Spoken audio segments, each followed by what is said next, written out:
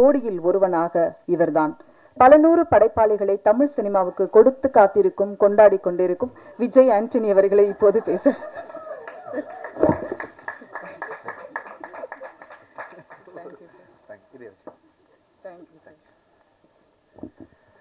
உங்க எல்லாருக்கும் என்னுடைய மாலை வணக்கம். ரொம்ப சந்தோஷமா இருக்கு. ரொம்ப நன்றி. Thank you so much. தேங்க்யூ. என்னடா பேக் டு பேக் வந்து படம் ப்ரொடியூஸ் பண்ணிருக்காரு, நிறைய காசு வச்சிருக்காருன்னு நினைக்காதீங்க. எல்லாம் கடன் தான். கடன் தான், மாதம் மாதம் வட்டி தான் சார். அதையும் சொல்லிடுங்க சார் கூட.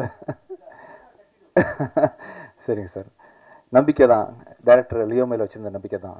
ஒவ்வொரு கதையும் சொல்லும்போது பெப்பியனாக இருக்கட்டும், ஜோஷுவா இருக்கட்டும், கணேஷாக இருக்கட்டும், அருண் பிரபுவாக இருக்கட்டும், இவங்க எல்லாருமேலேயும் நான் வச்சிருக்க நம்பிக்கை தான். ஆக்சுவலாக இது வரைக்கும் நான் ப்ரொடியூஸ் பண்ண படங்களில் உள்ள அத்தனை டேரக்டரும் தான் எனக்கு காப்பாற்றிருக்கிறாங்க. ஸோ அவரை பார்க்கும்போது ரொம்ப நம்பலான்னு தோணுது. நம்புகிறேன், பண்ணுறேன். Thank you so much.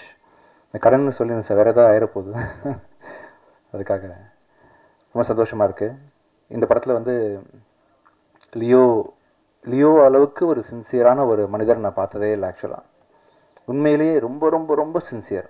உங்களுக்கு ஒரு பிரச்சனைன்னா நீங்கள் எவ்வளோ சின்சியராக இருப்பீங்களோ அதை விட 10 மடங்கு உள்ளே இன்வால்வ் பண்ணிக்கிட்டு நம்மகிட்டே ஃபைட் பண்ணுவார். இவர் சொன்னார், யாரோ டேரக்டர் பேசிகிட்டு இருக்கும்போது சொன்னார்ல, நீங்கள் யார் டேரக்டர்னு மறந்துடும் படம் பண்ணிகிட்டு இருக்கும்போது. அந்தளவுக்கு ப்ரொசஸ் பண்ணுவார். டெக்னீஷியன்ஸு நமக்கு என்ன, முடித்தாலே நம்ம டேரக்டர் என்ன சொன்னாலும் கேட்டுப்போமே அப்படின்ற மாதிரி ஈஸியாக எடுத்துக்காமல் இறங்கி கடைசி வரைக்கும் ஃபைட் பண்ணி, கெட்ட பேர் வந்தாலும் பரவாயில்ல, என்னை பற்றி இன்னொருத்தர் என்ன நினச்சாலும் பரவாயில்ல அப்படின்னு சொல்லிட்டு. ஒரு சாலமன் பழைய காலத்து கதை ஒன்று ஞாபகம் இருக்குது. ஒரு குழந்தைய வந்து ஒரு அம்மா தூக்கிட்டு ஓடி வந்துட்டு, சார் இது ஏன் குழந்தைன்னு சொல்லி அழுவாங்க. அதே சமயத்தில் வந்து இன்னொரு அம்மாவும் இது ஏன் குழந்தைன்னு சொல்லி அழுவாங்க. அப்போ சாலமன் கிங் என்ன பண்ணுவார், சரி ஒன்று பண்ணலாம், அந்த குழந்தைய வெட்டி ஆளுக்கு பாதியாக கொடுத்துடலான்னு சொல்லும்போது உண்மையாக நம்ம என்ன பண்ணுவாங்க, அந்த குழந்தைய விட்டு கொடுத்துருவாங்க. இல்லை அவங்ககிட்டே இருக்கட்டும்னு சொல்லிட்டு.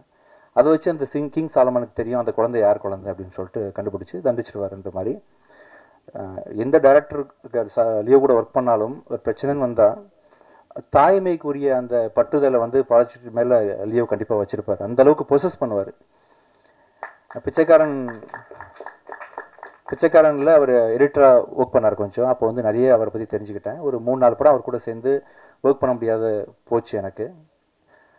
உங்கள் சின்சியாரிட்டி வந்து கண்டிப்பாக உங்களை எங்கேயும் விட்டு கொடுக்காது. நான் பண்ண தப்பு நீங்கள் பண்ணிடாதீங்க. ஆக்சுவலாக நான் வந்து நடிகரான பிறகு மியூசிக் பண்ணுறதை விட்டேன் இல்லையா, இப்போ திருப்பி நான் பண்ண போகிறேன்.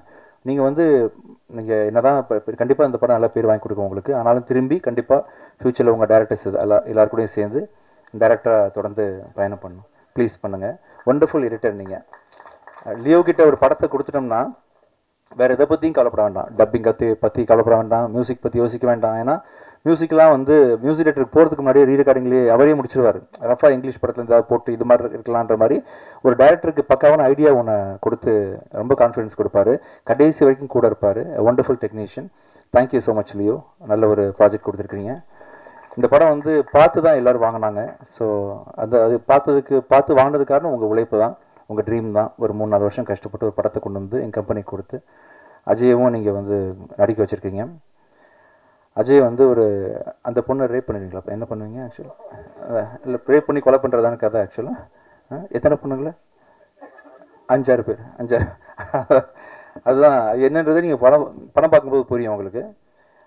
இந்த படத்தில் வந்து நடித்த அத்தனை கலைஞர்களும் ஆர்டிஸ்ட்டும் உங்களை மெலோடவுன் பண்ணுன்னு சொல்லுவார்லம்மா. ஆக்சுவலாக சொன்னார்ல, எப்படி பண்ணுவார் ஆக்சுவலாக? நான் என் ஒய்ஃபை பண்ணணும், அதுக்கு தான் கேட்குறேன். எப்படி அந்த மாதிரி பண்ண வருவாங்களா? சரி சரி சரி சரி சரி லியோ, கற்றுக்கிறேன். அதையும் நான் கற்றுக்கிறேன். அப்புறம் வந்து நாங்களாம் சித்தராக முடியுமா லியோ? அந்த மச்சக்கண்ணி சித்தர்னு யாரோ சொன்னீங்களா, அது பேர் என்ன? மச்சக்கண்ணி சித்தரா, மச்சேந்திரரா? இன்னொரு மச்சக்கண்ணி மாதிரி கேட்டுச்சு, மச்சமுனி. மேரேஜ் ஒரு தடவை ஆனவங்கலாம் சித்தராக முடியுமா? சரி சரி சார், நீங்கள் சொல்லுங்கள் சார். மகனி சார் ஆக முடியுமா, சித்தராக முடியுமாண்ணா? நான் ஏதாவது செய்ய முடியுமா சார் ஃப்யூச்சரில் சித்தராது? ஒழுக்கத்தை கடைபிடிக்குமா? அப்போ சார் நீங்கள் சித்தர் சார், தனஞ்சன் சார். நீங்கள் ஒரு சித்தர். தேங்க்யூ.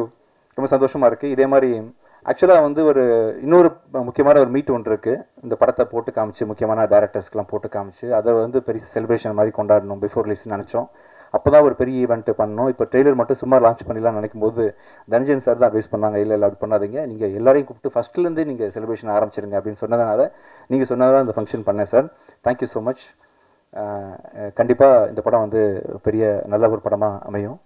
இன்றைக்கி வந்து இந்த மார்கனோட ட்ரெய்லர் லான்ச், ஆடியோ லான்ச்ன்ற தாண்டி எனக்கு ரொம்ப சந்தோஷமான விஷயம் வந்து என்னோடய லைஃப்பில் ஒவ்வொருத்தருக்கும் முக்கியமான ஒரு தருணங்கள் இருக்கும் இல்லையா. பிறந்தோன்றது முக்கியமான தருணம், கடைசியில் சாக போகிறோன்றது முக்கியமான 2 முக்கியமான டேட் நம்ம எல்லாருக்கும் இருக்கிற மாதிரி லைஃப்பில் மேரேஜ்ன்றது ஒரு முக்கியமான தருணன்ற மாதிரி, வேலை கிடைச்சிது, ஃபஸ்ட்டு சம்பளம் வாங்கணும், ஃபஸ்ட்டு வேலை கிடைச்சிதுன்றதெல்லாம் முக்கியமான தருணங்கள்ன்ற மாதிரி என் லைஃப்பில் ஒரு முக்கியமான மைல்ஸ்டோன் அமைச்சு கொடுத்த சசி சார் வந்து டிஷ்யூம் படத்தின் மூலமாக என்னை மியூசிக் டைரக்டர் ஆக்குனார். எத்தனை படங்கள் நடித்தாலும், எத்தனை படங்கள் நான் டைரக்ட் பண்ணாலும் நடித்தாலும், 1000 படங்கள் பண்ணாலுமே ஒரு பிச்சைக்காரனுக்கு ஈக்குவலாக எந்த படமே என்னால் பண்ண முடியாது. ஸோ மியூசிக் டைரக்டராக அறிமுகப்படுத்தி திருப்பி ஒரு 10 வருஷம் கழிச்சு திருப்பி நீங்கள் ஹீரோவாக எத்தனை ஃப்ளாப் கொடுத்தாலும் நீங்கள் நிற்கலாம், அந்த அளவுக்கு உங்களை ஸ்ட்ராங்கான படம் பண்ணுறேன்னு சொல்லிட்டு என்னை நிற்க வச்சு ஒரு ஸ்ட்ராங்கான படம் பண்ணி கொடுத்த சசி சார் அவரோட டைரக்ஷனில் அடுத்த படம், அதுவும் முக்கியமாக வந்து அஜய்க்கு ஈக்குவலான ஒரு ரோல் கொடுத்து நீங்கள் பண்ணது ரொம்ப சந்தோஷம் சார் எனக்கு. இந்த ஈவெண்ட்டில் அதை நீங்கள் அறிவிச்சதும் சரி, செகண்ட் படமாகவே அஜய்க்கு ஒரு பிளெஸிங்காக அமைஞ்சது எல்லாமே மிகப்பெரிய சந்தோஷம் கொடுத்துருக்கு எனக்கு. மற்றும் இந்த ஃபங்க்ஷனுக்கு வந்து லியோ இந்த மாதிரி ஒரு நல்ல டைரக்டர் இண்டஸ்ட்ரி கிடச்சதுக்கு முக்கியமான காரணம் சிவி குமார் சார் நீங்கள் தான் சார். ஆக்சுவலாக ஒரு ப்ரொடியூசருக்கு எவ்வளோ கன்விக்ஷன் கான்ஃபிடன்ஸ் இருந்தால் எடிட்டர் மேலே, நீங்கள் பேக் டு பேக் 15 படம் பண்ணியிருக்கீங்களா சார். 15 படத்தை நீங்கள் வச்சு அவரை வச்சு நீங்கள் பண்ணது வந்து மிகப்பெரிய என்கரேஜ்மெண்ட். கண்டிப்பாக ரொம்ப மிகப்பெரிய நன்றிகள் உங்களுக்கு சார். அம்மகிருஷ்ணன் சிவா சார், எங்கே இருந்தாலும் நீங்கள் இருக்கீங்கன்ற ஒரு நம்பிக்கை எனக்கு எப்போவுமே இருந்துகிட்டு இருக்கோம் சார். இந்த நிகழ்ச்சிக்கு வந்த எங்களை சிறப்பித்த உங்களுக்கு மிக்க நன்றி.